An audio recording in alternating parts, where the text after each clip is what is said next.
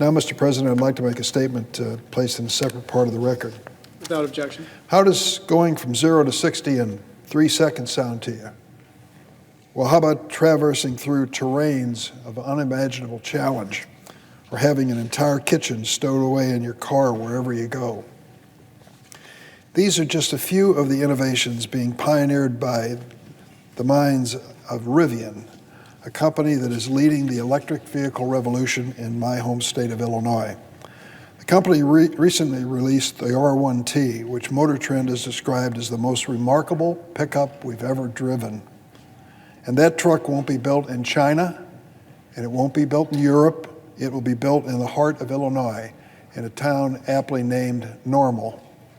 The story of Normal is a story of revival and opportunity. 6 years ago, a local Mitsubishi plant shut down, leaving thousands of local workers unemployed. Today, that once shuttered factory is sprung back to life, manufacturing the first mass-produced electric truck in America. And even better, lawmakers in Illinois are now positioning Normal to continue leading the industry. Earlier this year, the state of Illinois provided more than $7 million to a community college in Normal, Illinois, to launch a program training electric vehicle technicians. Graduates of that program will be fully prepared to land good-paying jobs at Rivian or one of the other companies that are suppliers in the electric vehicle industry. Why is this good news, not just for Illinois? Each additional Rivian truck on the road will help confront the threat of climate change. Transportation accounts for more than a fourth, let me repeat that, more than a fourth of total greenhouse gas emissions.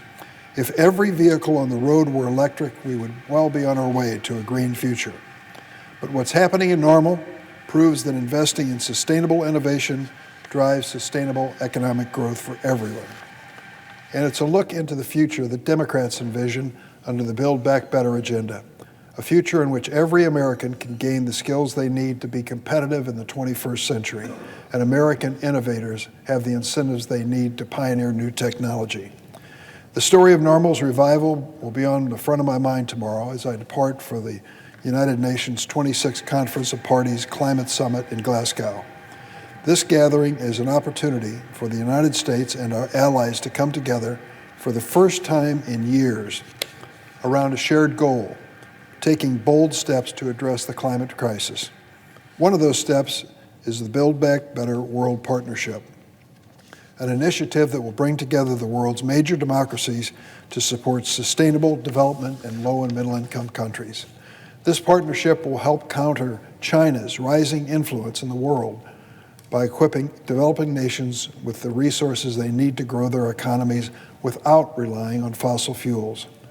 And on the note of China, Xi Jinping's absence from the COP conference in Scotland should be an alarm bell for the international community. China is the world's biggest producer of greenhouse gas emissions. They emit more than every other developed nation combined, and the country is headed in the wrong direction. Over the next decade, the Chinese Communist Party plans to build dozens of new coal plants throughout their country. China's leaders insist they're committed to addressing climate change, but the commitments they've made are inadequate. Carbon neutrality by 2060 is too little, too late. Fortunately, over the past 2 weeks, President Biden has shown the world that if you want to partner in saving the planet, follow America's lead. Work together across borders. And already the strategy is working. Yesterday, a coalition of more than 40 countries, including the United Kingdom, Poland, and Vietnam, announced they will phase out coal power over the next 2 decades. There's no doubt that the international commitments we agreed to in Glasgow are crucial to combating climate change. But the question I hope to ask our foreign allies is, what will you do the moment you return home? Climate change isn't a faraway threat. The extreme weather events over the past year have shown it's already here. Over the summer, one storm alone, Hurricane Ida, caused $100 billion in damages. One storm, $100 billion. Twice as much as Democrats have proposed to spend each year to reduce the harm of climate change. And these costs are only getting worse. Last month, our nation's intelligence community released a landmark national intelligence estimate on climate change. The report illustrated how a changing climate is one of the biggest threats to national security and economic stability. It warns that over the next 2 decades, climate change will increase global poverty and instability and could lead to conflicts and wars and dwindling supplies of food, water, and habitable land. Hundreds of millions of people are likely to be displaced by 2050. Among the 11 nations at greatest risk of collapse from climate stress, by this estimate, 5 are in our own hemisphere, and 2 possess nuclear weapons in other places of the world. These humanitarian crises could also give rise to anti-democratic populists. We've seen it in Hungary.